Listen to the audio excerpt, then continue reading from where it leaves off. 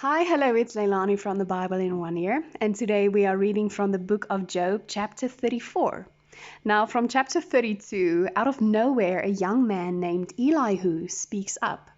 And I bet he's been waiting for all of Job's other friends to speak before he would raise his voice. He begins this chapter with an appeal for Job and his other three friends to listen to him when he says the words, "Hear my word, you wise men." And then he continues by encouraging them to believe and practice what is right in terms of what he has been saying. Now, Job's three friends were basically claiming that Job was wicked because he said that he didn't have any hidden sin. Now, through reading the previous chapters, we know what their argument was towards Job, saying that he had to have done something in order for him to experience these troubling times. But Elihu has a different approach. He is saying that Job is acting like a wicked man. But we know that this is not true. Job is not wicked.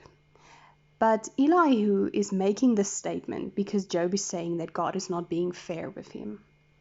Now, throughout this chapter, we see that Elihu is doing his best to vindicate or defend God. But God doesn't need us to defend him. He is God. His word defends him. But I can totally relate to Elihu's heart.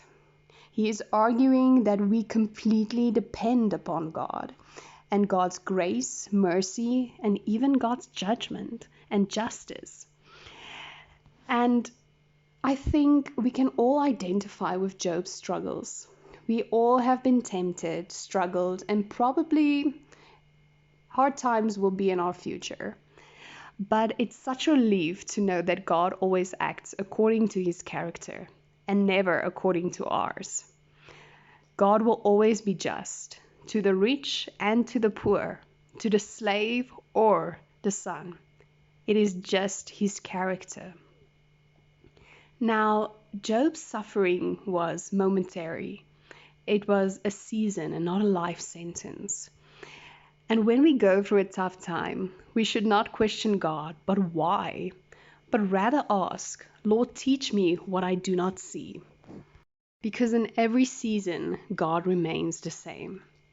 And let us not lose sight of who God is when we go through troubling waters, but may we rather desire to discover more of God in every situation.